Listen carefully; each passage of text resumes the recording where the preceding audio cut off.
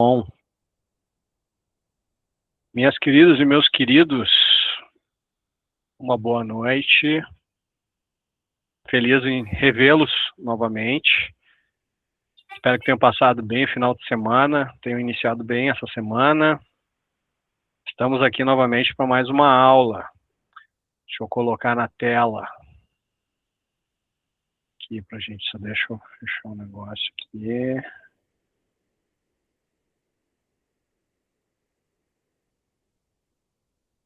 Para não atrapalhar. Pronto.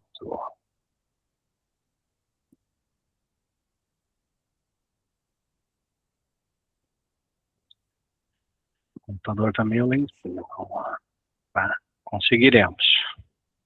Para que vocês estiverem vendo, me avisem, por favor.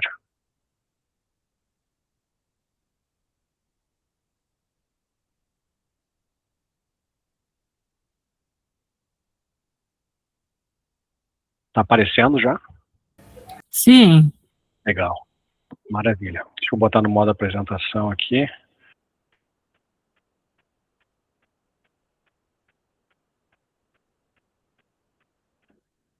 Legal.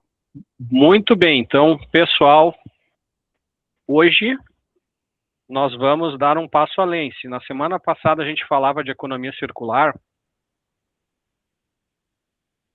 eu venho hoje trazer um pouco mais especificamente, eu vou entrar um pouco mais no detalhe sobre algumas outras tecnologias, tá? Eu sei que vocês já estavam vendo um pouco sobre reciclagem mecânica com o Alessandro, me corrija se eu estiver equivocado, mas ele me comentou que ele já estava falando com vocês sobre tecnologia de reciclagem mecânica.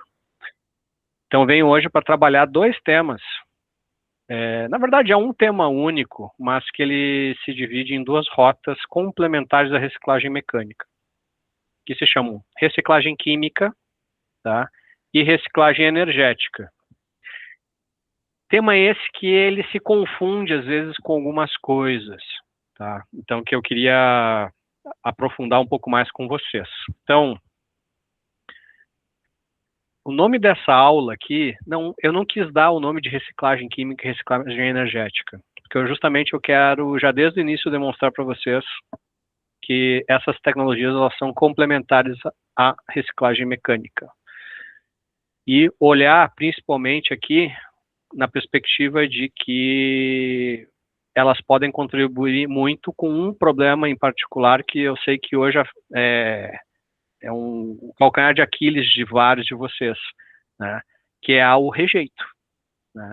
Então, como é que o rejeito, eventualmente, ele pode ser valorizado com o objetivo de alimentar outras tecnologias que as cooperativas hoje não estão muito habituadas, tá? Então, o que acontece aí, e o meu foco principal vai ser em plásticos, né? Mas, enfim, a gente pode abrir para falar também de outros materiais sem problema nenhum, né? Mas a ideia hoje era falar um pouco mais sobre plásticos. Para a gente, então, avançar um pouco no tema. Então, assim, hoje, né, começando, eu já estava me esquecendo aqui antes que me puxem a orelha, hoje é mais uma aula do projeto 21.980 do Cataforte, fortalecimento e estruturação da rede, né, de catadoras do Vale do Rio dos Sinos, né, aqui, né, em junho de 26, patrocinado pela Fundação Banco do Brasil, BNDES e Governo Federal. Deixa eu aqui admitir, todos admitidos.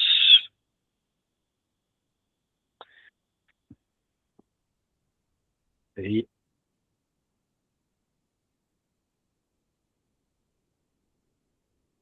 eu não estou conseguindo botar a galera para dentro aqui. Eu já aceitei aqui, Nelson. Ótimo. Estou cuidando aqui. Que começou a piscar vários aqui, tá bom. Beleza, vamos em frente.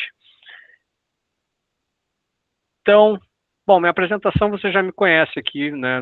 Não vou chovendo molhado daquilo que eu já comentei semana passada, né? Mas eu tenho aí uma boa experiência, não só de estudos, mas também de trabalho de dia a dia em economia circular, principalmente no foco nos plásticos. E aí eu queria aqui trazer, então, né, já começar de cara com essa provocação.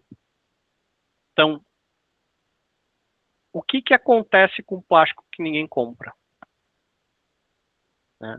Então, hoje, no dia a dia de vocês, o que acontece?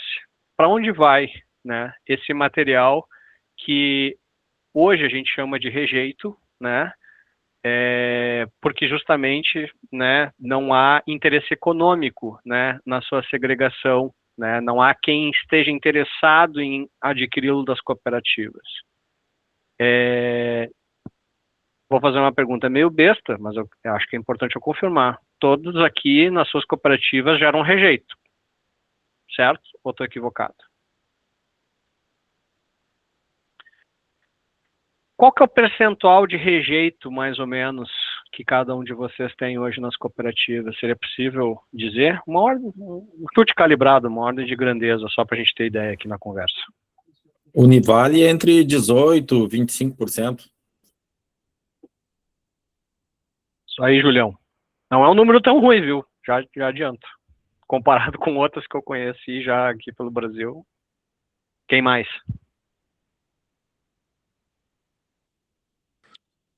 Colabora em Roselândia 92% no ano.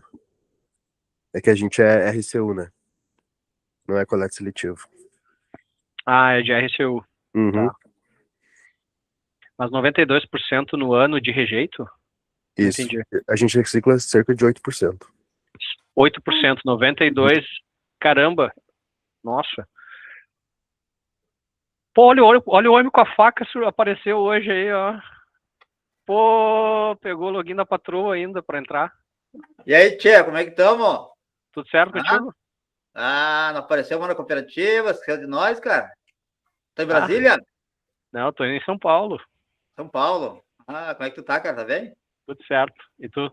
Tudo bem? Eu também, na luta, tá peleando sempre. Legal. O Júlio que tá representando nós, eu, o Júlio Salete e a Elisandra. A luta bacana. Aí.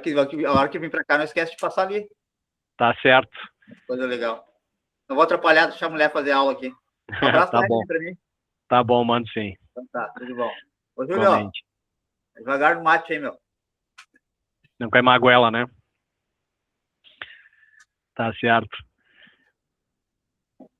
Ó, Pablo, essa aula de hoje, de repente, pode ser uma oportunidade, tá? Então, porque justamente aqui foi o Pablo, né? Que eu acho que falou aqui dos 92% de rejeito. Não estou equivocado. Isso. Então, assim, esse é um ponto importante, né? O rejeito, ele é ele talvez seja algo que para alguns possa ser um estorvo, para outros pode ser realmente um problema, e para todos talvez possa ser uma oportunidade. De alguma forma mais fácil ou mais difícil de talvez ser explorada, tá? Alguém hoje aqui está pagando pelo rejeito, para destinar o rejeito, ou tem o rejeito hoje recolhido pela prefeitura? A Univale é pela prefeitura. Certo. Tem alguém que paga aqui hoje?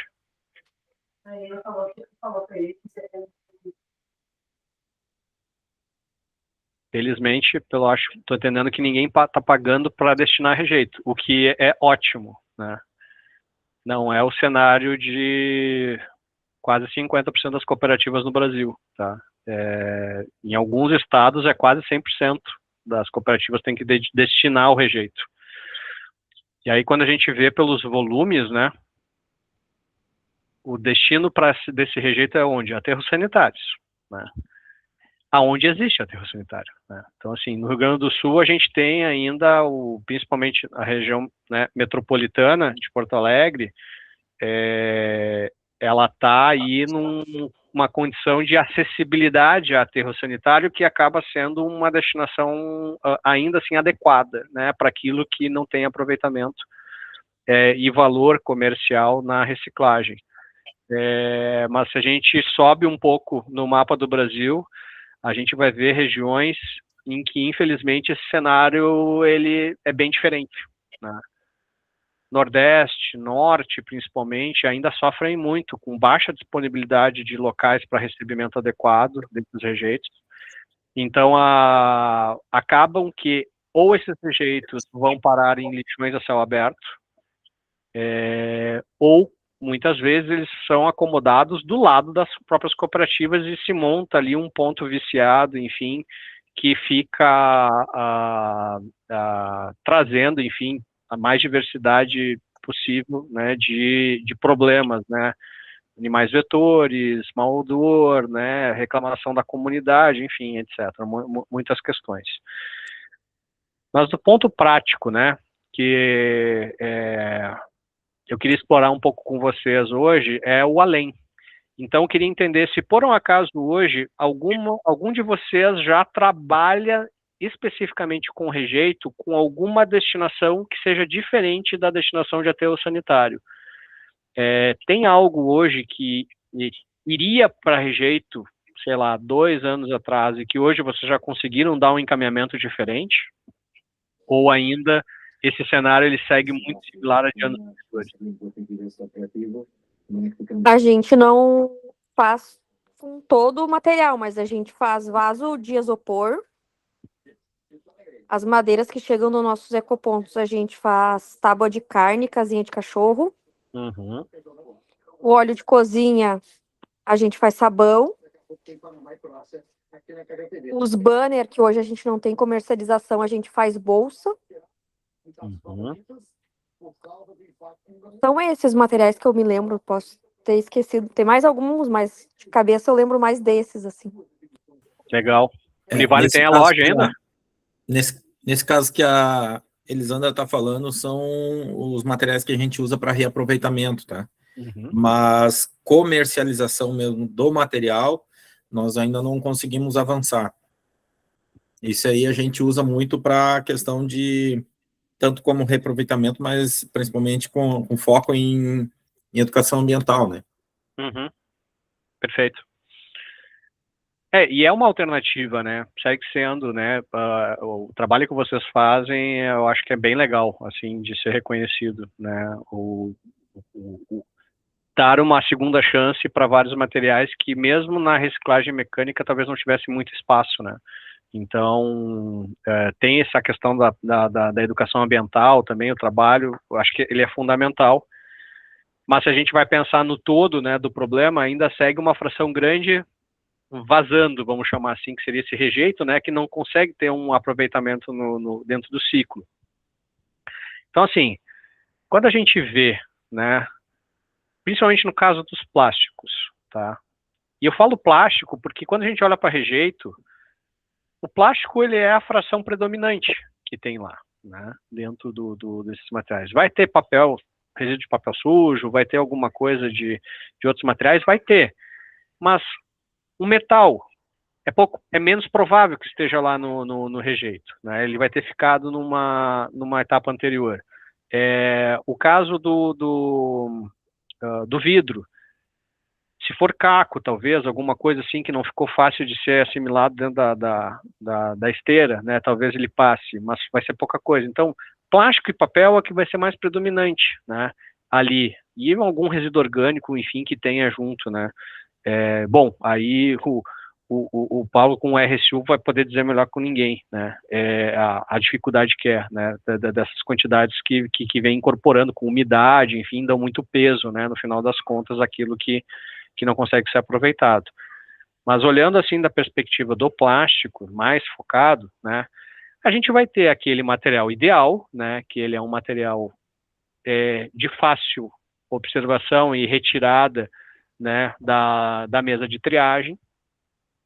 Vai ter aquele que notoriamente já se reconhece como um material de interesse, então ele vai ter lá o seu coletor específico, né, de segregação da cooperativa, que vai se destinar à montagem de fardos específicos, porque tem o seu mercado consumidor. Agora, no rejeito, a gente vai ter o quê?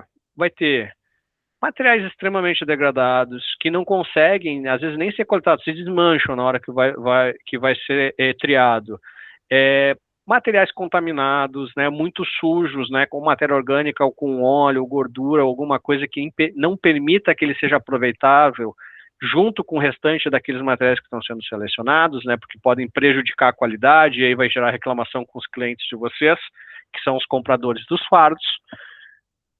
Materiais com muitas misturas de polímeros, então os multicamadas, né, então alguma coisa que outro, sei que aqui, né, vai ter um aproveitamento talvez de um BOPP laminado, alguma coisa, né, que tem aí algum tipo de compra, né, mas a maior parte, né, dos materiais que tem muitas camadas, que é o famigerado número 7, né, lá do reciclado, entra no grupo dos outros, são materiais que não tem muita demanda, né, então, às vezes é até um material bonito, né, que tu olha assim, tem tamanho, né, tem um dimensional bom para triagem, tá limpo, mas não tem quem compre, porque ele é uma mistura de diversos plásticos ali que não tem um mercado na reciclagem mecânica hoje demandante, né?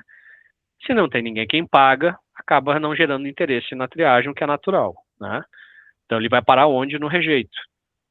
E aqueles materiais que também são de alta complexidade, né? Então, que não deveria vir na coleta seletiva, mas no RSU é inevitável, mas a gente sabe que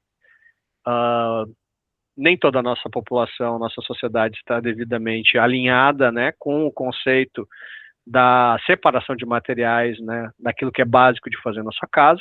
Então chegam sempre as surpresinhas também, né, que acabam, né, sendo incorporados aí dentro do processo, né, ou materiais que têm uma dificuldade de desmontagem, enfim, que acabam indo, né, ou pelo seu dimensional, que não é facilmente coletável, ele acaba indo junto para o rejeito. Então, assim, né, o problema não é necessariamente o plástico, né, mas é a dificuldade efetiva de como que a gente separa ele de maneira a ser aproveitável, né. Então, assim, não é uma questão prática de fácil resolução no dia a dia, né.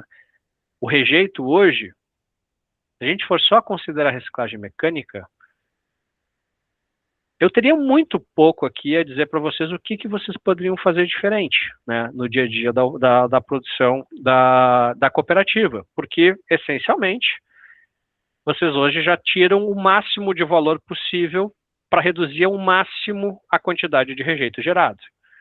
Então, o que falta, né? Falta oportunidades, né, para ir além. Então, aqui, eu quero falar de 3 caminhos principais, né? Um é a reciclagem mecânica, né? O segundo é a reciclagem química e o terceiro é a reciclagem energética. Os termos reciclagem mecânica, eu imagino que para vocês já esteja mais habitual, né? Porque geralmente o mercado consumidor dos fardos, né? Hoje que a cooperativa segrega e posiciona no mercado. Mas eu queria saber de vocês, reciclagem química e reciclagem energética, são termos absolutamente novos para vocês? Ou vocês, de alguma forma, já os conheciam? E, se puderem, aqueles que conheciam, podem me trazer um pouco do que conhecem, por favor.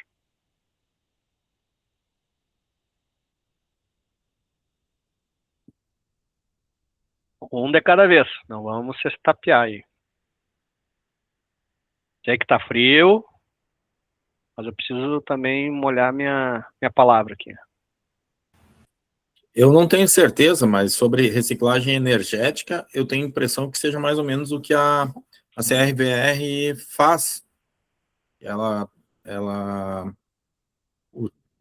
utiliza parte utiliza parte não, ela utiliza os gases gerados lá para questão de consumo mesmo de gás, né? Eu não sei explicar muito bem, mas eu já fiz uma visita lá, que eles aproveitam, acredito, não sei se seria isso, né? Ele não está muito distante, não é exatamente este conceito aqui, mas é um tipo, sim, de reciclagem energética. Por que eu a gente vi chama também uma vez, numa visita numa empresa que eu não lembro qual, que eles utilizam o próprio rejeito para, acho que é muito para a indústria do cimento, se eu não me engano. Perfeito. Esse exemplo, esse teu segundo exemplo, ele é exatamente o ponto aqui, né, que eu vou detalhar um pouco mais. Reciclagem energética, né, no caso deste exemplo que tu trouxeste da cimenteira, ele é o principal hoje consumidor, tá? Ele é uma forma de transformar o rejeito em combustível.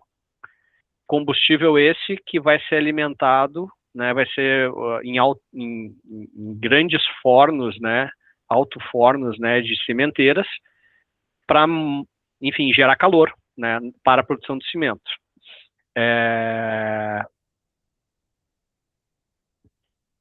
Dentro de reciclagem energética tem um termo que pelo menos ele está ficando um pouco mais conhecido, que se chama CDR. Algum de vocês já ouviu escutar esse termo? CDR? Eu só vi no panorama dos resíduos sólidos. Mas Perfeito. não sei o que é. Não lembro o que é, ao menos. CDR é combustível derivado de resíduos, CDR, né? Então, esse combustível, né, que alimenta, então, esses fornos de cimenteiras, ele é uma mistura que não é o rejeito em si, tá? Importante dizer. Não é simplesmente, beleza, né, final da minha linha de triagem, caiu tudo numa caçamba, vou mandar tudo para uma cimenteira, eles vão usar como CDR. Não é exatamente isso. O CDR, ele não pode ter umidade alta, ele não pode ter excesso de PVC na composição. CDR não pode, ele precisa ter, na verdade, um perfil de combustibilidade, termo meio complicado, mas significa o quanto queima, né, esse material. Então a gente já presume, para poder queimar não pode ter muita umidade, né, porque material molhado não queima direito, ou não vai queimar. Então não pode ter muita matéria orgânica úmida, né. Matéria orgânica seca pode ter, pode. Cavaco de madeira, por exemplo, né, de poda, essas coisas podem compor. Então eles chamam de blend ou mistura, né, o que é o CDR, né? E aí tem empresas que são especializadas em fazer só esse blend, só fazer essa mistura. Então ela recebe volumes, né, de rejeitos e eles fazem lá a mistura adequada para atender o desejo da cimenteira para alimentar como combustível. No Rio Grande do Sul, a reciclagem energética ela tem restrições, tá?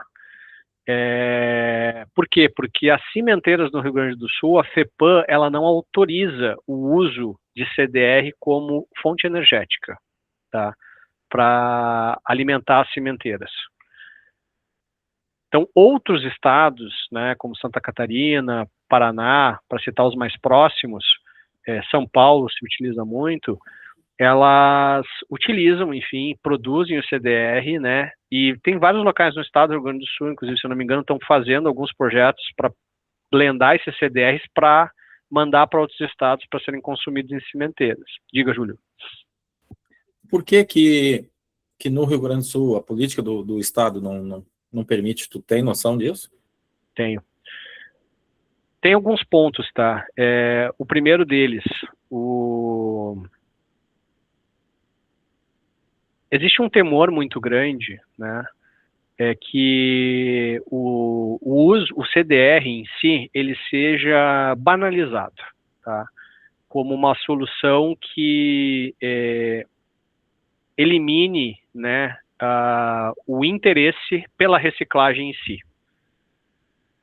Isso, na verdade, é uma situação que ela é menos por parte da FEPAM, que tecnicamente falando, até tem se movimentado para começar a assimilar a possibilidade de licenciar unidades que consumam esse material, né?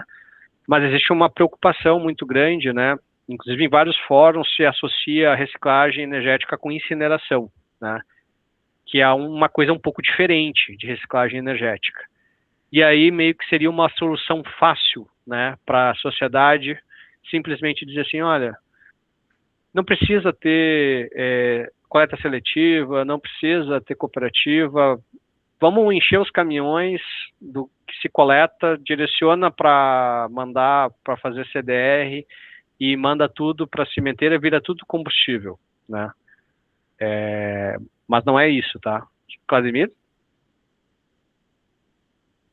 É isso que eu queria falar. Essa aqui é a preocupação no meu ponto de vista, né?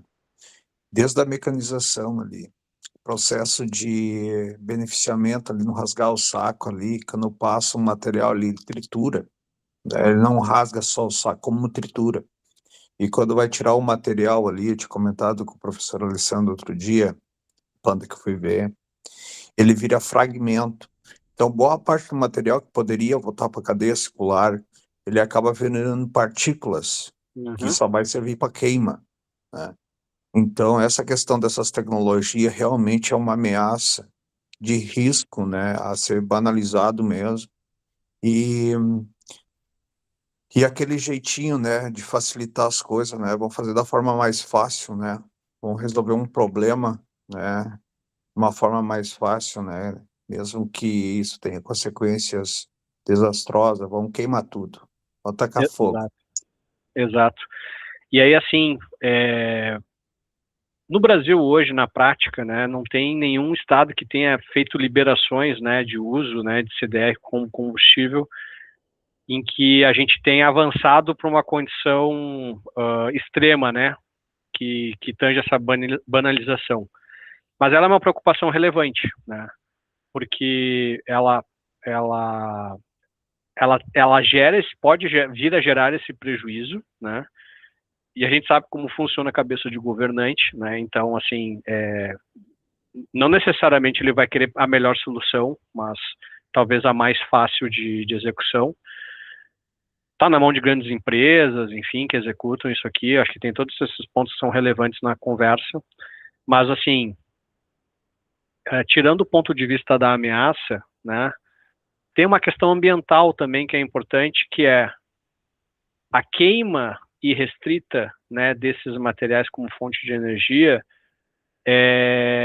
pode gerar e levar para a atmosfera contaminantes que podem ser prejudiciais à saúde humana, né? Então, não só a questão de aumentar, né, o consumo, né, de materiais fósseis, né, ou melhor, a queima de material e mandando muito CO2 para a atmosfera, né, fazendo geração de particulados. O PVC ele é um problema, assim como poliamida e outras substâncias que estão presentes em misturas plásticas. Elas têm um nível de preocupação porque elas podem se transformar em moléculas prejudiciais à saúde, né? Então, não ter um devido controle é um problema, né? E a FEPAM sempre foi muito rígida no estado do Rio Grande do Sul com essas preocupações, né? E porque ela sempre quis incentivar muito que se evitasse o uso, né, do direcionamento, né, para combustível, para que se de alguma forma as municipalidades, né, os municípios, eles se engajassem no investimento de soluções com foco em reciclagem mecânica, né, principalmente. Então, esse é um grande ponto. E aí, conectando, né, com um ponto, né, Júlio, que tu trazes ali, né, do que a CRVR hoje faz. A CRVR não faz exatamente essa produção a partir de CDR. O que eles fazem é uma reciclagem energética, eu considero que é uma modalidade, tá? Eles não estão partindo do resíduo sólido, né, aqui para gerar energia, que é o caso do CDR, que vai alimentar a reciclagem mecânica, que pode ter uma derivação, né, para o consumo de parte do rejeito. Não todo o rejeito, mas uma parte do rejeito. Eles produzem a partir dos gases, né, então eles coletam os gases, o metano principalmente, né, que é gerado no processo de decomposição de todos os resíduos que estão lá no aterro sanitário, em São Leopoldo, eles aproveitam, eles coletam esses gases, canalizam e queimam, né, de forma controlada, e o calor, o vapor gerado, né, o calor dessa queima, ele alimenta turbinas, né, na verdade ele aquece a água, que daí vira vapor, e esse vapor é que vai vai alimentar a turbina, né, efetivamente, que vai gerar energia elétrica que eles vão colocar na rede. Então, ela é reconhecida como uma forma de energia verde, porque, inclusive, esse metano, né, se ele simplesmente só saísse do aterro, ele seria prejudicial para a camada de ozônio, né? Então, o metano ele é muito pior do que o próprio CO2. Então, nesse caso em particular, está se aproveitando, né? Também vamos chamar de resíduo, mas só que é um resíduo gasoso, o metano do processo ali do aterro, para a geração de energia, né? Então, esse é um caminho. Tem alguns locais que já estão gerando misturas com esse metano para formar gás para movimentação de veículos a gás, né? Ele não é um gás natural, mas é possível se produzir misturas que podem ser utilizadas para consumo, né, de veículos de transporte, enfim, de aterros, de coleta, caminhões, né, etc., podem ser alimentados, né? Eu conheci alguns aterros que já estão praticando isso. E o grande temor, né, que daí eu queria frisar também, a reciclagem energética, ela exige cuidados? Exige, tá? Mas não podemos confundir reciclagem energética com incineração, tá? A incineração, ela é uma queima sem controle, né? Banalizada, aí sim, né? Que é o grande risco, né, de usar dessa forma, e que vai ser simplesmente uma maneira de se desfazer do resíduo, tá? Fazer ele sumir. Então, nem necessariamente o foco é produzir energia. O meu foco é eliminar a sua existência. No Brasil, a gente não teve um incentivo muito grande para essa rota de incineração, porque a gente é um país continental, a gente tem muito espaço. Então, entre queimar resíduo e enterrar resíduo, né, se achou muito mais interessante investir em aterro, que é mais barato. Europa não teve alternativas. Os países todos amontoadinhos, cada um foi achando a sua alternativa, e a reciclagem energética ela acabou sendo uma necessidade. Uma, porque eles não tinham lugar para colocar e depositar o seu resíduo, não tem espaço para fazer aterro, tanto que na Europa quase não tem aterro, né? E eles precisavam também gerar energia. Vários países frios são dependentes de gás em vários aspectos, então era uma necessidade, né? Também não tem hidrelétrica, tanto espaço para energia eólica, então ao longo lá dos anos 70, 80 e 90, as usinas de produção de energia elétrica a partir da queima controlada de resíduos, né, que é a reciclagem energética, ela foi uma necessidade por duas vias, né, destinação de resíduos e também geração de energia para alimentar a população. E aí, de novo, o Brasil ele não é dependente, né, desse tipo de fonte para fazer produção de energia. Também isso acaba não estimulando, tá? Avançando. Reciclagem química. Alguém já ouviu falar desse termo?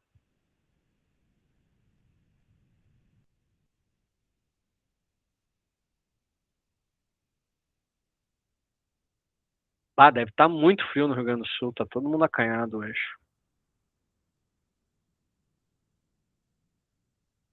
Pode dizer que não, tá? Não tem problema. O Júlio já fez com o dedinho ali, que eu já vi, né?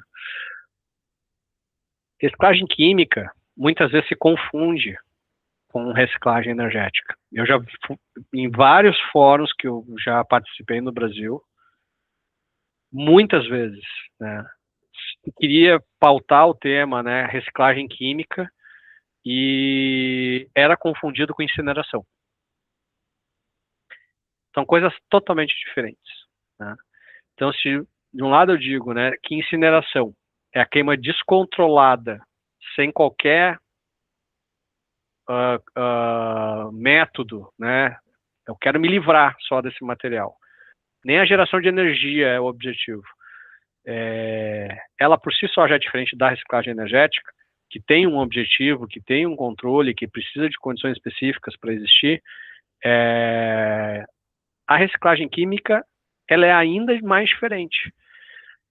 Porque na reciclagem energética, meu objetivo é pegar aquele material que eu não consegui gerar valor e transformá-lo em combustível. O que vai acontecer com o carbono, né? Para falar da pegada de carbono dos materiais, carbono que estava lá fixado naquele material do rejeito, quando ele vira combustível, ele vai para a atmosfera, na forma de CO2, fuligem, etc. Então ele se dispersou. E o que é o grande lance da reciclagem, né? Que a gente sempre fala, vamos fazer o material ficar na cadeia, né? O que eu tanto falei de economia circular? Vamos fazer o material voltar a ter valor, vamos fazer ele circular. Na reciclagem mecânica, isso é muito evidente, né? Por quê? Porque a gente vai ter aquela condição básica, né?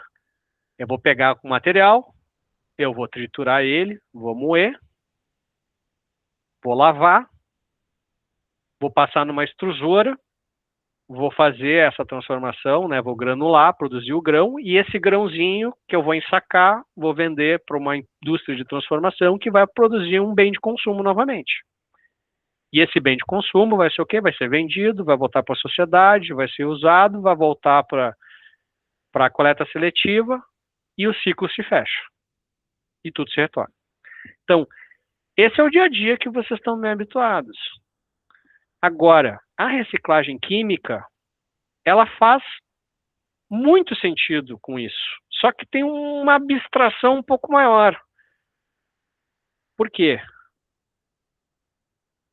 Porque na reciclagem química, o foco aqui é desconstruir para reconstruir.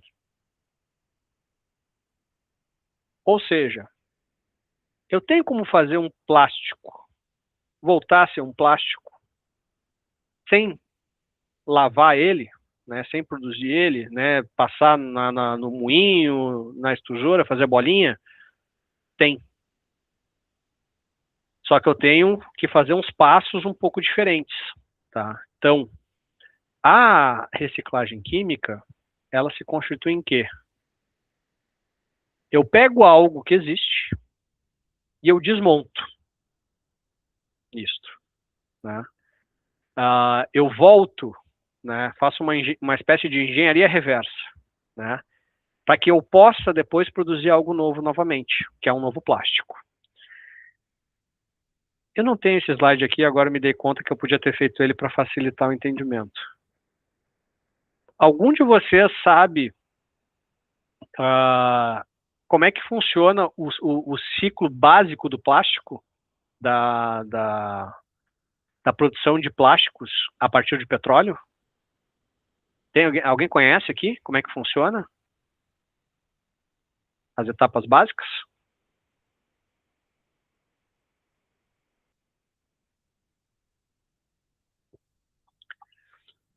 Então, vou falar rapidinho. Todo mundo aqui conhece a Refap, da Petrobras, ali em Canoas. Refinaria Alberto Pascolini. Boa. Então, assim... Conheço de fora, né? Nunca estive lá dentro. Perfeito.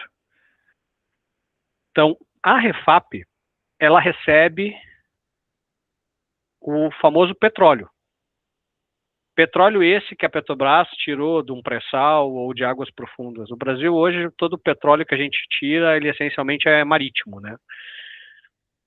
Então, assim, Petrobras vai lá, tira o petróleo, né, das profundezas, lá do mar, e dispara para as refinarias, como a Refap. A Refap, lá dentro, ela é gigantesca. Lá dentro da Refap, o objetivo é pegar esse petróleo, que é um óleo bruto, pesado, fedorento, uma barbaridade, No inverno agora é uma beleza, quando o vento está soprando ali para a BR é um terror, né? É o cheirinho clássico do petróleo, aquele cheiro de enxofre, né? Então, assim, ele em si, daquele jeito, não serve para nada, assim, do ponto de vista prático. A gente não usa ele como combustível, não usa ele para nada. O que a Refap faz? A Refap tem um processo, né, de refinamento, como o próprio nome diz, em que o objetivo é pegar este petróleo e transformá-lo em frações que são utilizáveis na nossa sociedade.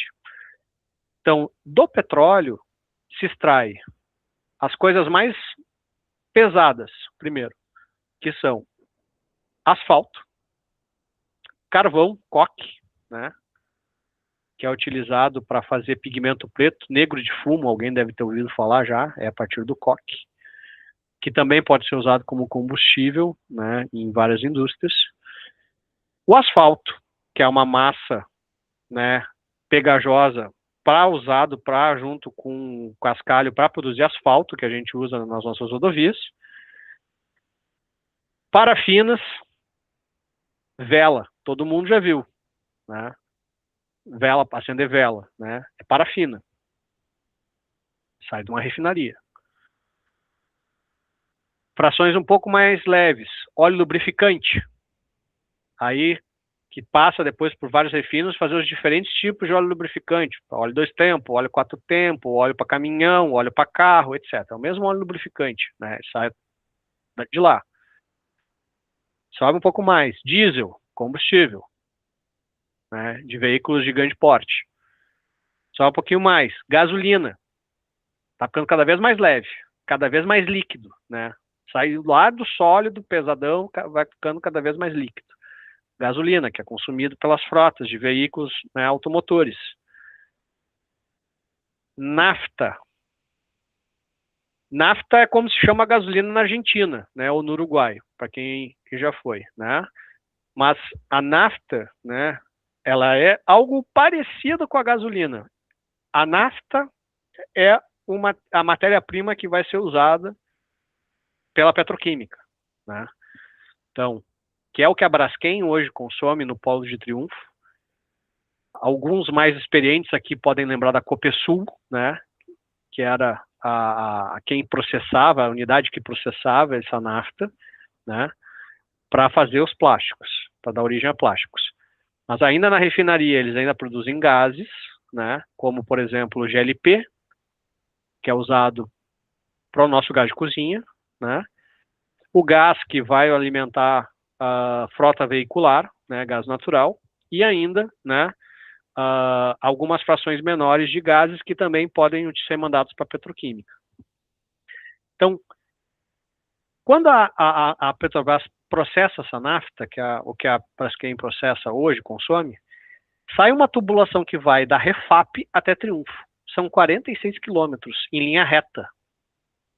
Uma tubulação aí de umas 30 polegadas, mais ou menos. Que é bombeado da Refap para o polo petroquímico. Essa nafta vai por tubulação, vai para tanques, e lá depois ela vai virar principalmente gases, né, dentro do processo da Braskem, se chamam eteno, que vai dar origem a um plástico que vocês conhecem muito bem, que é o polietileno, PAD, polietileno de baixa, polietileno linear, né, e o PP, o polipropileno, né, esses dois plásticos. Outras empresas na volta ali vão produzir poliestireno, seja ele o PS ou o isopor, que é o mesmo PS, só que expandido, né? Vão ter aqueles que vão produzir plásticos de engenharia, né? Com poliamida, policarbonato, PVC, nylon, né? Que é uma poliamida, PET, né? Que é o polietileno tereftalato, e por aí vai. Então, dali sai bolinha que vai para as empresas produzir plástico. Tá, Nelson, agora eu me embananei todo, né? Tu veio falar de reciclagem química e daí tu deu uma passeada de Canoas a Triunfo. O que que isso tem a ver? Tem a ver que a reciclagem química, ele pode ser uma alternativa para, por exemplo, a Braskem não depender da Petrobras para produzir novos plásticos. Opa, agora eu fiquei intrigado, né? Ou pode ser uma alternativa para a própria Petrobras não depender de só consumir como matéria-prima petróleo.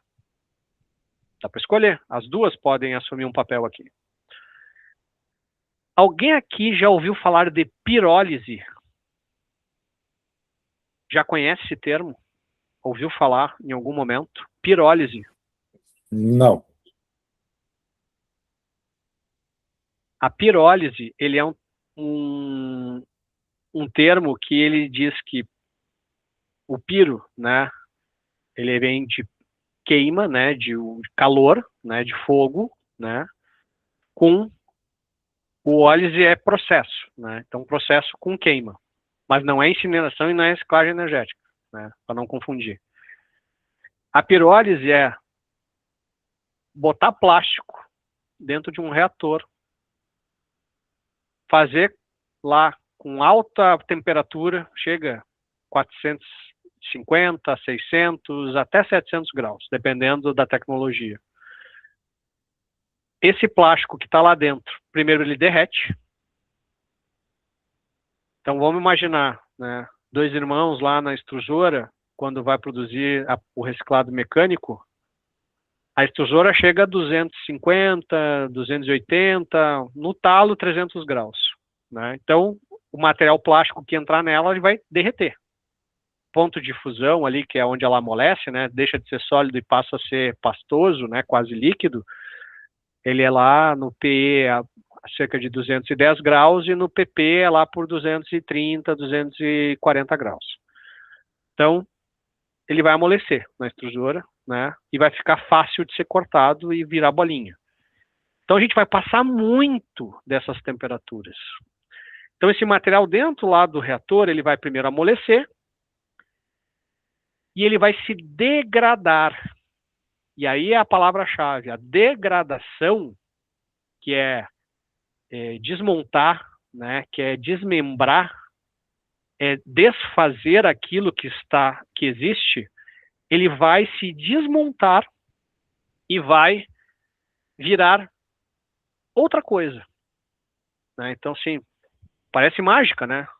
Mas essencialmente é um negócio meio parecido com isso. Então, o polietileno, por exemplo, e o polipropileno, né, PE e o PP, eles são polímeros, né?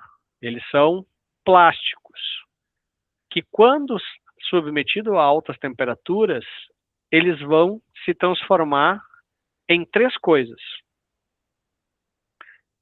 Em uma parte gás, uma parte é sólida e uma parte é líquida. Algumas tecnologias conseguem concentrar uma mais, faz mais líquido e faz menos gás, faz menos sólido, ou umas fazem mais sólido e fazem menos gás. Então, tudo isso são questões que cada tecnologia, né, pode fazer um pouco diferente, mas essencialmente as três podem fazer as mesmas coisas: líquido, gás, né, e sólido. O gás, ele é um gás combustível. Geralmente é um gás que ele alimenta a própria planta, porque, imagina, precisa chegar a 600 graus em média. Eu tenho que tirar energia de algum lugar, né? Então, se vai depender da rede elétrica, imagina a conta de luz que sairia. Então, esses processos, eles são alimentados com a energia gerada do próprio processo. Então, só liga ele, deixa engatar a primeira e depois ele mesmo vai se alimentando com o próprio gás que ele vai produzindo, tá? O sólido é carvão. O mesmo carvão que acaba na refinaria lá virando coque é o mesmo carvão, tá?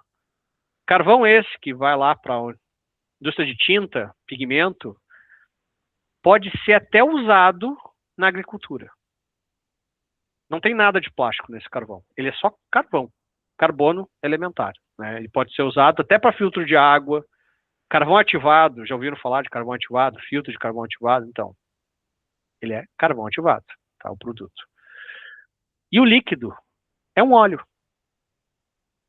Este óleo, ele tem uma característica muito parecida, né, com um óleo combustível.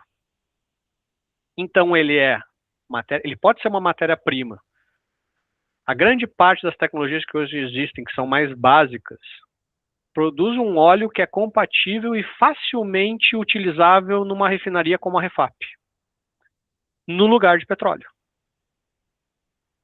E tecnologias mais avançadas conseguem já fazer ele de forma mais refinada a ponto de poder ser aproveitado na petroquímica como a Braskem, né, diretamente para fazer novos plásticos. Então entendam assim, não é simples de assimilar o todo, mas a reciclagem química na prática é uma forma de transformar plásticos em um líquido que vai poder ser processável novamente na indústria petroquímica como matéria-prima e integralmente convertido para a produção de novos plásticos. Estão vendo que aqui o conceito, né, ele está diretamente alinhado com a economia circular, da mesma forma que a reciclagem mecânica? Ficou claro para vocês o que eu estou trazendo aqui? Se não ficou, fiquem à vontade de falar, tá? Bah, Nelson, não entendi isso aqui, tá? Que assim, ele é um negócio um pouco mais difícil de assimilar mesmo, tá? Eu tenho uma dúvida. Por favor. Isso tem perdas ou não? 100% do material que tu... entrei com 1 tonelada, ele vai sair 1 tonelada dividido entre sólido, líquido, pastoso. Ele não... Na pirólise, por exemplo, né? Isso, na pirólise. Na pirólise, ele vai... A eficiência é 100%. Tudo aquilo que tu botar lá dentro vai sair. Ou sólido, como carvão ativado, ou líquido na forma de óleo, né, que pode ser mandado para uma refinaria, ou como gás. Então a soma do que entrou, ela é igual à que sai, né? A questão é que entrou plástico e saiu ou gás combustível, ou óleo, ou carvão. Uma das 3 hipóteses. Agora, quanto de óleo vai virar plástico, né? Aí sim, aí pode ter algumas variações, né? Por quê? Porque esse óleo, parte pode virar combustível quando passa numa refinaria, parte pode virar solvente, né? Mas nada vai ser perdido, tudo vai virar produto que vai ser encaminhado para algum propósito, né? Então, o combustível vai entrar na gasolina. O solvente vai parar, por exemplo, na indústria de tintas, ou na indústria de produção de cosméticos, né? E aquilo que virar nafta vai virar plástico, inevitavelmente. Então, assim, tem um aproveitamento muito grande, né? Então, quando a gente diz, olha, Nelson, 100% do plástico que eu separar na cooperativa para reciclagem química, que eu alimentar numa planta de pirólise, depois de seguir todo o fluxo, passando lá pela Refap ou pela Braskem, vai virar de novo exatamente a mesma quantidade de plástico lá na ponta? Não vai. Justamente porque no caminho algumas coisas vão se transformando. Então tu não recupera 100% na forma de plástico, né? Mas sim, a grande massa, né, é de plástico que vai ser gerado no final. Então as variações são de tecnologias, que vão conseguir ser mais eficientes nesse sentido do que outras. É uma área ainda muito em expansão, em aperfeiçoamento, mas a gente já viu algumas tecnologias que vão desde 50% até 98%, né, do plástico que entrou na unidade de produção lá de óleo de pirólise a se converter novamente em plástico, tá? Depois de concluir todo o ciclo. Então, assim, é uma questão de tecnologia de avançar.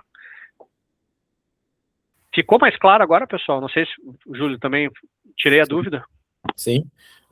E essas tecnologias, elas são brasileiras ou são de fora? Tem de tudo, tá? Tem várias tecnologias desenvolvidas no Brasil e tem uma grande gama de tecnologias feitas em vários lugares. Então, por exemplo, se vocês tiverem curiosidade, no YouTube, tá? Se vocês colocarem aí, tem muito vídeo em espanhol, principalmente. Aqui da América do Sul, tem vários países latino-americanos que tem alguns vídeos nesse sentido. E muita coisa na África também. Índia também é outro que tem. Produzindo combustível, fazer combustível a partir de lixo. Escrever isso no YouTube, vai aparecer um monte de vídeo diferente, com umas coisas, já adianto, tá? Não façam isso em casa, por favor, tá? Não venham me fazer nas cooperativas, não digo que eu falei para vocês fazerem, tá? Assim, é preciso ter um projeto de engenharia bonitinho, porque se trabalha com alta temperatura, com pressão, que é coisa que não é habitual, né? Mas, assim, por curiosidade, para vocês entenderem, tem das formas mais rudimentares, né, possíveis para fazer essa produção, as mais tecnológicas, que são efetivamente as de grande escala. Então, assim, no Brasil, hoje, em grande escala, não há ainda nenhuma planta de reciclagem química. Eu, inclusive, estou lutando para colocar a primeira, tá? Assim, mas ainda não foi possível, né? Então, é uma tecnologia que ainda está, na minha opinião, ela já está desenvolvida, mas falta ainda investimento, tá? Dinheiro para se colocar uma unidade dessas de pé. Diga, Cássio.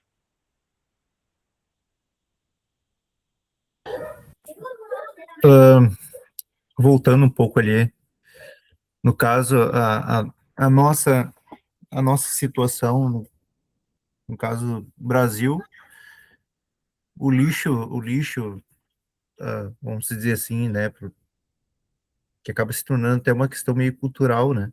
Uhum. O lixo na rua, né, acaba sendo porque a gente tem espaço, ter onde jogar, no caso, né? Sim. Tipo, a gente não achou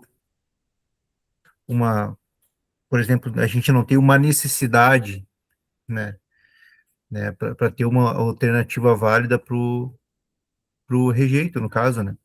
Senão já teria feito, no caso, né? Como tu falaste ali deu um exemplo na Europa, que é muito frio, Uhum. e em situações, né? Então, acho que falta, né, realmente um olhar mais atento dessa parte, né? Da gente procurar mais soluções, né? Ainda mais aquele material que hoje não tem nenhum tipo de utilidade, reaproveitamento, né? Com certeza. Com certeza.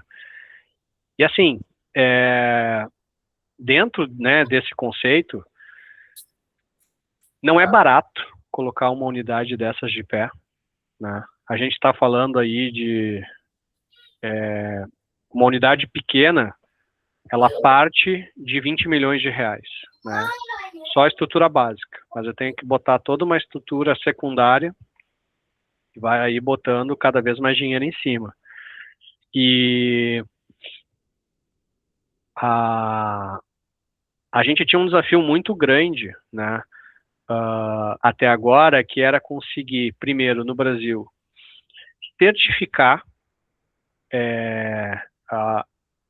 que um material que vem de reciclagem química, ele é reciclado, tá? Justamente porque a Anvisa ainda tinha dúvidas, o próprio governo federal ainda, né, de algum nível, tinha mais dúvidas, agora tem muito menos, né, para fazer legislações que incentivem esse tipo de investimento, né? Então a gente vai ver hoje algumas soluções que é chamado só de produção, a pirólise, não com foco em produzir um óleo para fazer ele voltar para a cadeia, né? Para voltar para a refinaria ou para a petroquímica, para voltar e fazer plástico de novo. Não, é uma unidade de pirólise que vai fazer um óleo, vai gerar gás que vai gerar um carvão, né, que vai virar combustível. As 3 frações vão virar combustíveis, né, para queimar numa caldeira, né, para alimentar uma grande indústria, etc. Né, mas não com esse foco ainda. Então, falta ainda alguém na ponta que compre a ideia. Porque é caro esse processo, né? Não é barato. Estou falando dos investimentos necessários, alguém tem que pagar essa conta, né, para fazer sentido. Quem é que paga? Aquele que consome o plástico. Então, as empresas que colocam plástico na embalagem, elas precisam, né, se interessar em ajudar a bancar esse processo, né, para fazer ele existir. E o decreto de logística reversa, o mesmo decreto que a gente comentou na aula passada, que eu comentei para vocês, que vai começar a valorizar mais essas frações que hoje já são selecionadas e que vocês vendem, né, de fardos, ela vai começar também a olhar diferente para essas oportunidades, porque vai ser cada vez mais difícil algumas embalagens de serem recicladas. Imaginem vocês, todo o BOPP que hoje para no resíduo, como é que ele vai virar reciclado, se ele hoje não é aproveitado? Da onde vai sair os 22% de conteúdo reciclado? Pode vir da onde? Da reciclagem química. Se a empresa diz, é difícil de fazer e tal, porque o reciclado perde propriedade, ele perde qualidade, eu não consigo deixar ele bonitinho, que nem minha embalagem original. Da reciclagem química, tudo isso vai ser resolvido, porque é o mesmo PP, o mesmo PE que ele usa hoje, consome do virgem, que é a partir do petróleo, a molécula vai ser idêntica, com a mesma qualidade. Então vai poder fazer uma embalagem transparente de novo, vai poder fazer uma embalagem cor natural, vai poder colocar qualquer cor. Então tudo aquilo que hoje é difícil de a reciclagem mecânica resolver, a reciclagem química vai conseguir ajudar a resolver. Diga, Júlio. E esse plástico que volta de novo, né, para a cadeia, ele vai ser considerado um plástico reciclável. Ele vai ter as suas restrições, tudo como outro processo. Mesma coisa. A nossa expectativa é que no Brasil, em menos de 5 anos, a gente já tenha as primeiras produções de plástico de origem de reciclagem química, tá? Assim, com produção nacional. Olha para dar a noção. A Braskem hoje, ela já produz plástico de reciclagem química, de reciclado químico. Só que ela importa da Suécia nafta que foi produzida numa planta na Suécia a partir de resíduo plástico, porque no Brasil ainda não tem planta. Porque tem algumas marcas, enfim, que já querem botar na sua embalagem, que estão preocupadas justamente com essas coisas, não só com o decreto, mas de botar o conteúdo reciclado. São muito poucas, né? Mas exigiu que a Braskem fosse até a Europa conseguir comprar material para poder trazer para a unidade em Triunfo para rodar e produzir plástico dessa matéria-prima. Não a da que vem da Refap, dessa matéria-prima em particular. Foi auditado, certificado, tudo mais. Então já tem hoje no mercado circulando, né?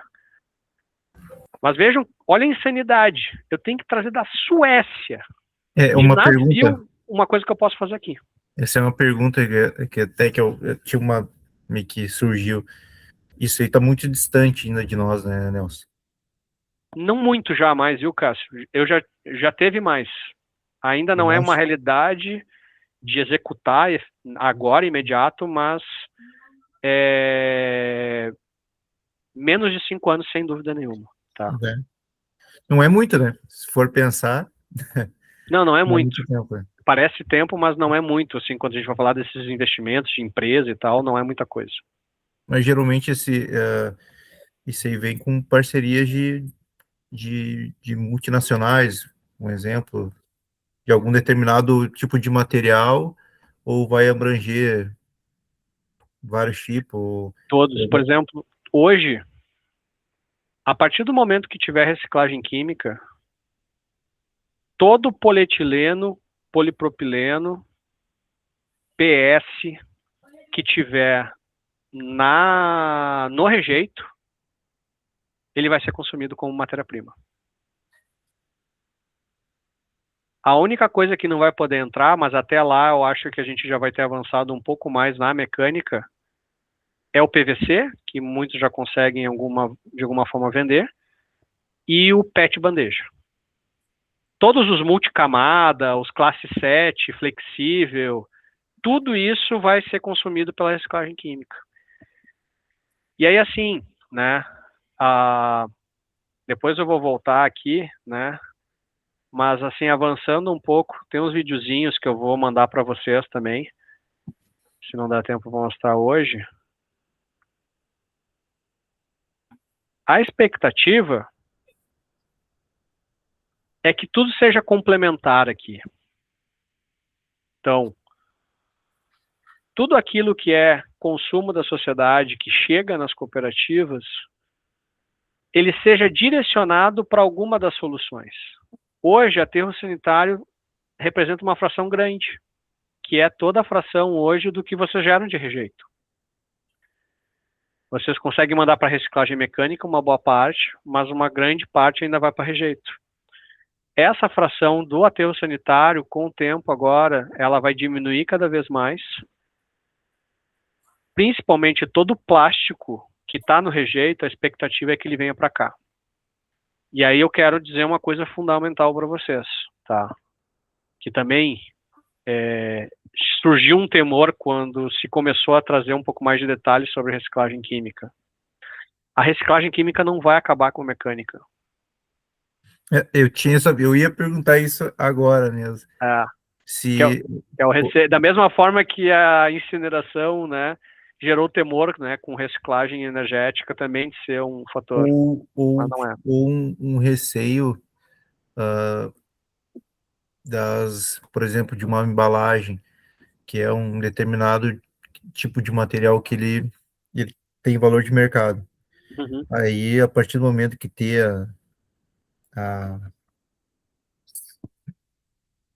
essa empresa, ela vai montar a planta e tal, e não teria um exemplo, a empresa que fabrica a embalagem mudar o tipo de material só para beneficiar esse tipo de trabalho, por exemplo, entendeu? Lá na frente, mudar aquele material que era bom, que tinha valor agregado, por ser mais fácil mandar para fazer essa...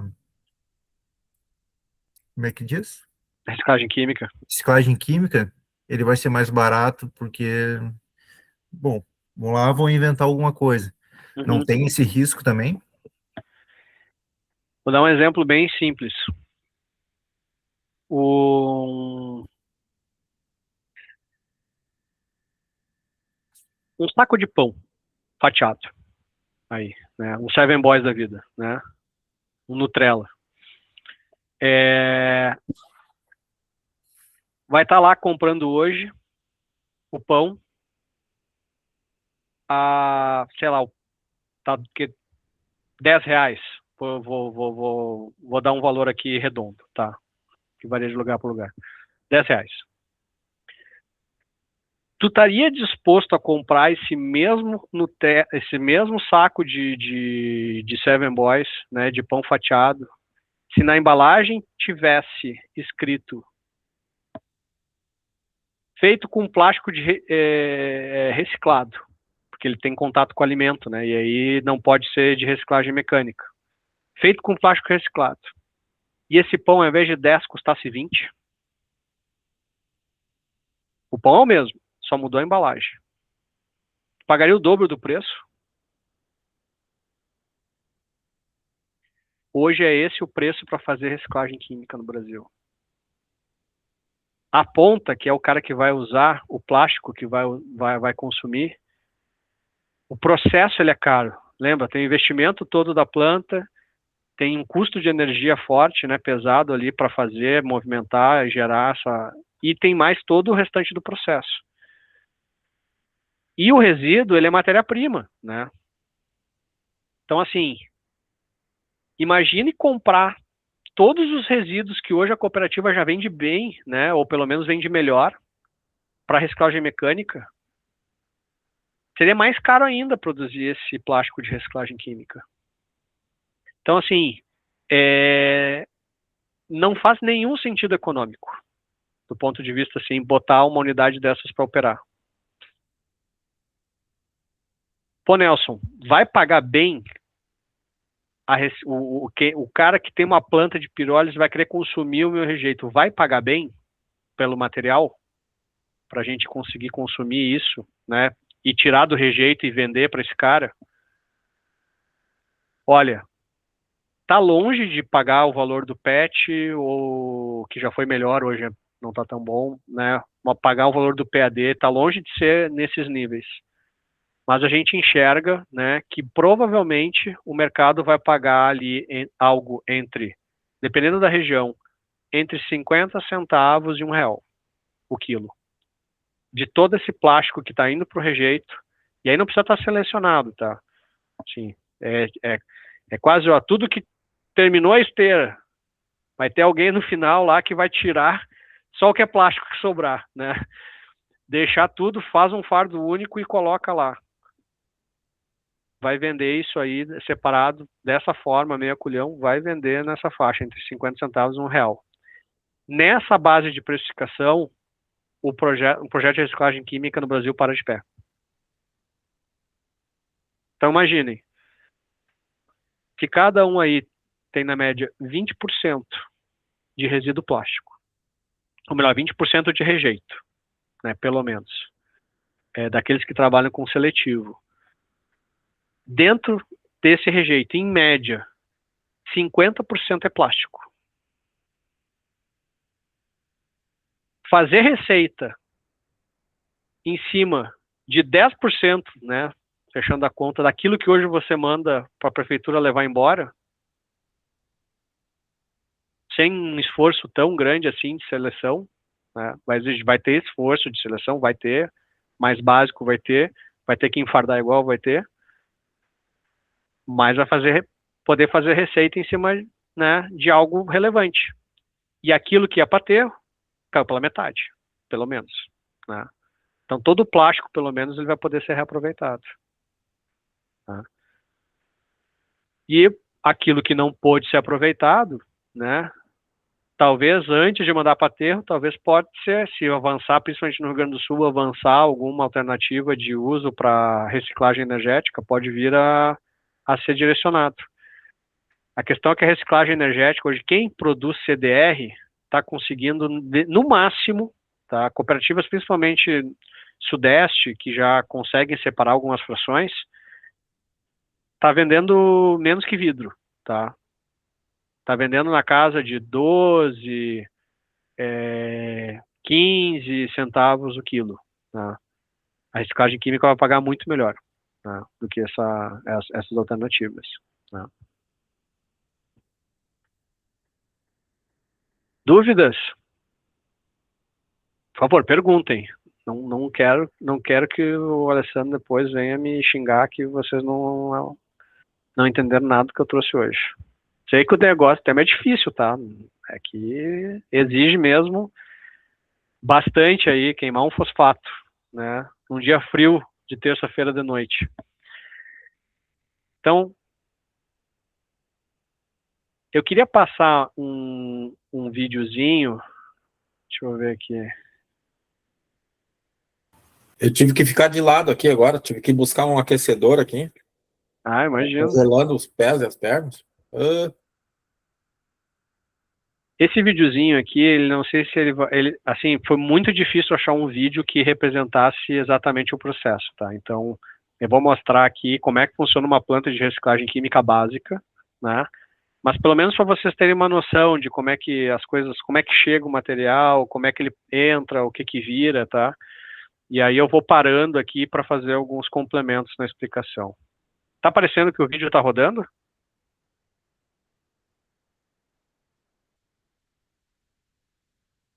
Tem áudio para vocês? Uma mulher Não. falando em inglês? Não. Tá sem áudio, Nelson. Tá. Deixa eu voltar aqui, deixa eu botar legenda e vou botar em português aqui.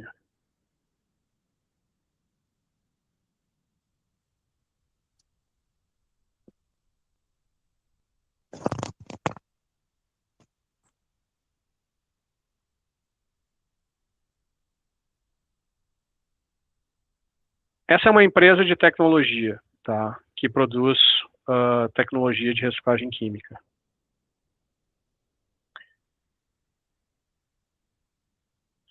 Começa falando um pouco aqui, né, sobre versatilidade do plástico, importância para a sociedade, mas também os problemas que ele causa, né? Então, o que aqui para nós é chovendo molhado.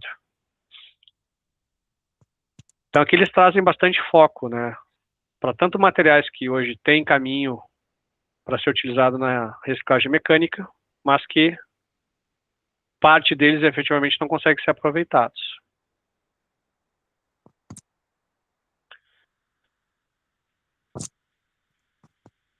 Então veja que tem uns equipamentos aqui, né, típico de indústria e tal, mas são unidades relativamente pequenas.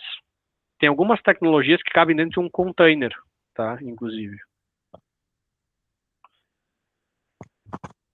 Então aqui, ó, resíduo plástico. Então, uma unidade dessas, ele vai ter uma central de recebimento, os veículos vão chegar aqui em um grande pavilhão, vão montar os montes ali de resíduos plásticos que vão alimentar depois essa esteira. Vão movimentar, vai ter alguém aqui com uma bobcat, alguma coisa aqui, empurrando esse material para alimentar numa esteira, tá? Então aqui de maneira básica, né, vai moer esse material, ainda assim é importante fazer a moagem, né, para ele ter mais superfície de contato. Ele vai tirar aqui, né, aí varia de tecnologia para tecnologia, né. Tem algumas que usam o próprio óleo produzido, né, no processo, ele já entra aqui como forma de empurrar o material sólido. Ele pode ser empurrado diretamente, mas muitos usam assim, ó, vai carregando junto, né? Então ele cai num tanque que já circula com óleo, que já bombeia, né, empurra isso para frente para alimentar os reatores. Dentro do reator, alta temperatura. Esse plástico aqui, ele vai amolecendo, se transformando, se dividindo em gás, líquido e sólido. E aí ele vai passar, né, por um sistema de resfriamento, que são os condensadores, que vão fazer as divisões dos diferentes materiais. Então, dentro dessa unidade, né, vai ter uma parte que vai virar sólido, uma parte que vira líquido e uma parte que vira gás. E ele pode ir repetindo esse processo inúmeras vezes para ir qualificando cada vez mais o material. Então, notem, né, o processo, ele é estranho, não é habitual da realidade, né, do dia a dia de vários de vocês, né, mas ele é, do ponto de vista de engenharia, algo que é viável de ser executado, né, apesar de um pouco caro, mas ele é viável de ser executado. Mas é uma mega estrutura, né? Aqui no desenho parece grande, né, que eles botaram três baterias de equipamento, poderia ser uma só, que nem eu disse, tem algumas tecnologias que podem fazer a mesma coisa do tamanho de um container ou dois, sabe? Mesmo container de casa container, né? Com 2 containers desse, tu consegue montar uma planta, uma pequena unidade, né? Que pode produzir aí 1 tonelada a hora, meia tonelada a hora de óleo, né? Então, assim, tem e várias dessas tecnologias estão tentando ser desenvolvidas com o propósito de poderem ser instaladas até mesmo em aterros sanitários. Então, assim, tem vários aterros que andam já pensando assim, opa, vamos pensar aqui, e ao invés de enterrar, né, eu começo a fazer óleo aqui, até porque os contratos de alguns aterros, eles estão sendo feitos não por quantidade de lixo que enterra, mas por quantidade o máximo de tempo que ele consegue aumentar de vida útil. Ele ganha bonificações se ele aumentar a vida útil do aterro. Então, quanto menos coisa ele colocar dentro das células lá do aterro, melhor. Então, por isso que eles estão se movimentando de achar outras coisas e tal para fazer, né? Cademir, tu acha que tu ia fazer uma pergunta? Não sei se eu acabei aqui passando por cima.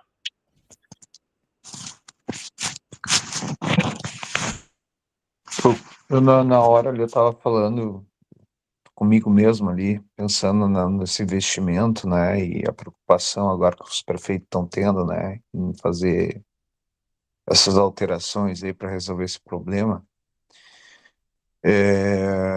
O quanto é investido pouco na reciclagem, né, que a gente faz hoje, né, comparado a esses investimentos aí né, que é para fazer agora para resolver esse problema, né.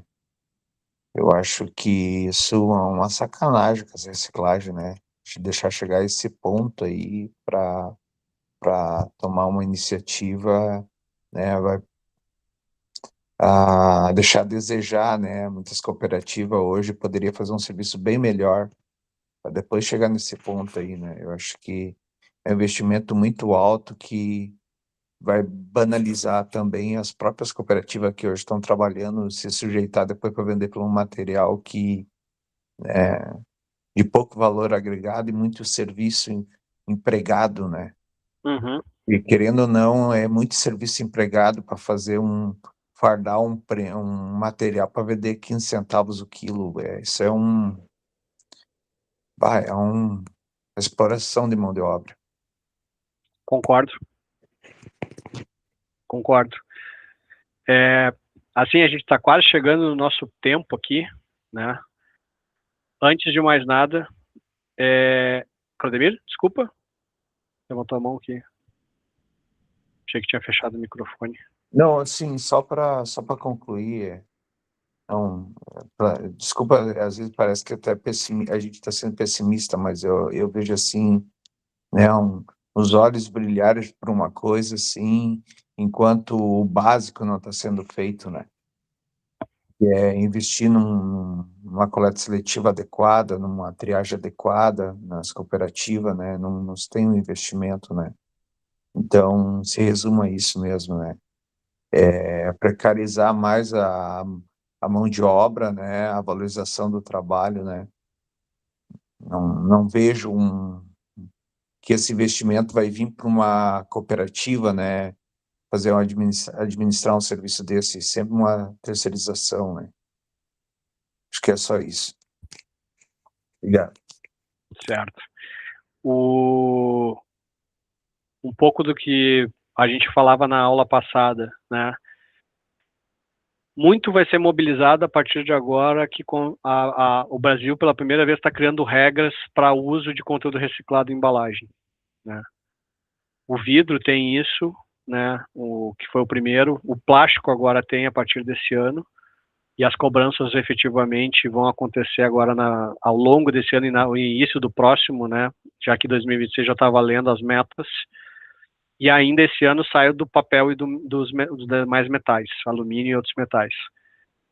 A exigência legal para que as empresas comprovem o conteúdo reciclado é o que vai justamente, na minha opinião, Claudemir, dar uma injeção de ânimo para que esses investimentos comecem a chegar de forma mais prática, mas mais do que investimento, é que seja um alto investimento para as cooperativas, porque os produtos hoje vendidos pelas cooperativas, né, tendem a se valorizar, né, porque haverá demanda. Então, a grande preocupação, né, é que hoje não se separa porque não se paga bem, né, na maior parte das vezes. Ou mesmo pagando mal, acaba se separando porque é necessário gerar renda. Ou vai se ter a opção de escolher melhor o que se deseja vender para dedicar o seu esforço só para aquilo que realmente remunera melhor. Ou dois, vai permitir que se gere mais valor em cima do trabalho que já é executado, porque vai se começar a remunerar melhor, porque haverá demanda de conteúdo reciclado de todos os materiais. E aí é isso que vai estimular a necessidade de que outras tecnologias, enfim, como reciclagem química, elas surjam e se tornem economicamente viáveis, porque vai ter alguém disposto na ponta a cumprir com uma meta porque se ele não cumprir, ele vai ter uma multa pesada que ele vai ter que pagar. E aí, entre pagar a multa e pagar um pouco mais caro, né, para ter conteúdo reciclado, isso vai começar a estimular que isso aconteça. É o que a Europa fez. A trilha que o Brasil está correndo é exatamente a que a Europa executou, né? A diferença é que a Europa se deu conta disso lá em 2015, 2014, e agora já está colhendo frutos em cima disso, né? A gente está aí 10 anos atrasado, mas ainda em tempo de começar a avançar. Então, eu quero de novo reforçar, né? Dentro dos R's aí, a gente sempre vai tentar reduzir, reutilizar e reciclar, né? Mecanicamente, aquilo que é hoje o básico, né? O dia a dia da cooperativa vai seguir sendo executado. O que está se buscando aqui é colocar degraus adicionais. Depois, não deu para separar em fardo, porque que é o destino bom hoje, economicamente falando, recicla quimicamente, no caso dos plásticos. Pô, ainda sobrou coisa no rejeito, que não deu para valorizar, mas que aqui tem uma oportunidade. Tem a opção de recuperar a energia, né, com reciclagem energética. Não deu mais, não tem mais para onde fazer, não tem que fazer, bom, aí vai para o aterro sanitário. Aí é o último degrau, né? Mas uma coisa não anula a outra, tá? Sempre reciclar mecanicamente, então separar o dia a dia do trabalho da cooperativa, ele segue igual, não muda, né? A missão segue a mesma. Reciclar mecanicamente é muito melhor para todo mundo, é mais barato para a indústria, tem mercado, não vai se retirar esse mercado, ele não vai deixar de existir. São só complementos em cima daquilo que hoje não é devidamente valorizado. Né? Então, mensagem final, né? O rejeito ele pode ter valor, né? Eu posso fazer a partir de amanhã, Nelson?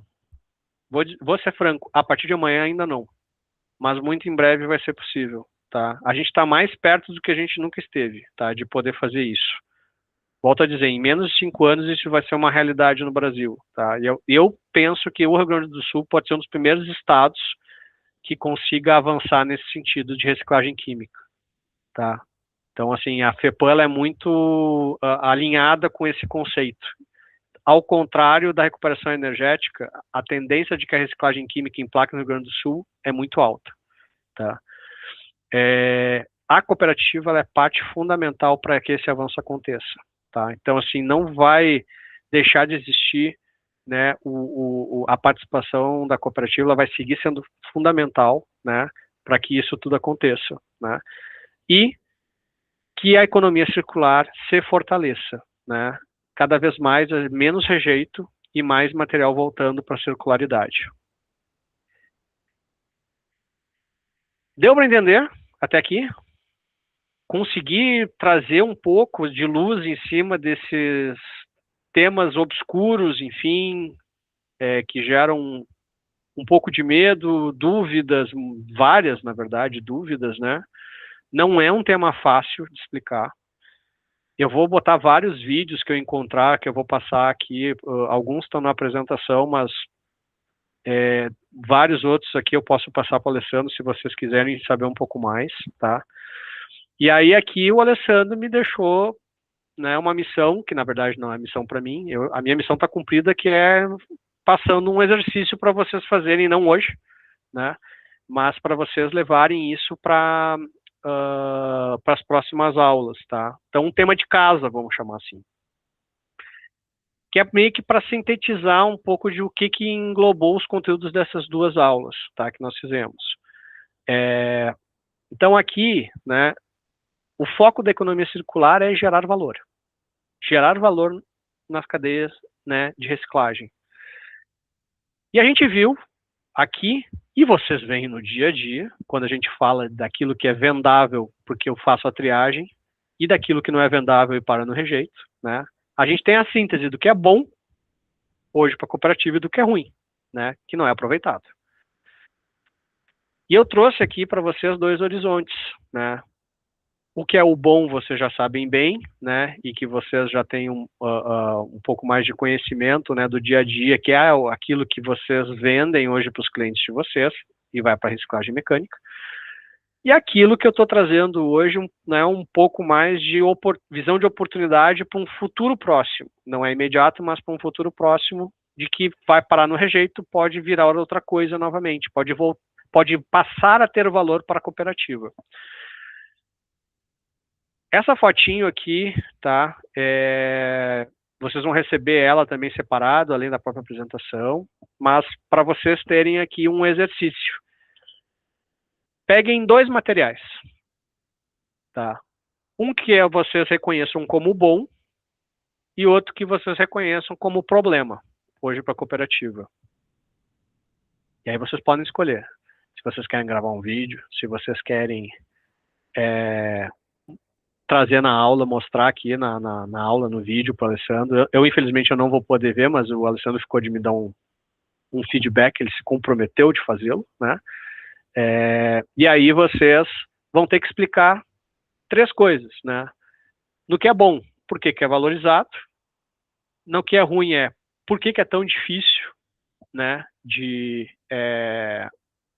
consumi-lo, de processá-lo, né, na cadeia de reciclagem. No que é bom, qual é o tipo de destino que vai ser dado, para o que é ruim, né? Se ele pode ser usado para um outro tipo de tecnologia que não aterro, né? E o que vira em cada caso, né? Então, assim, o objetivo não é formar, não é falar hoje já, tá? O objetivo é vocês pararem, pensarem, refletirem, né?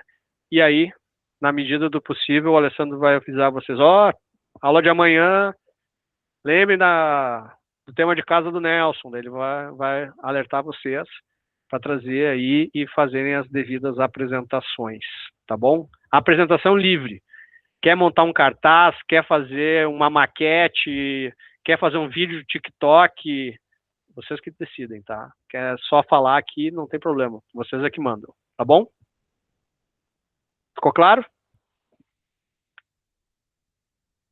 Então tá, avançamos na nossa hora já. Queria agradecer cada um de vocês novamente pela parceria aqui, né?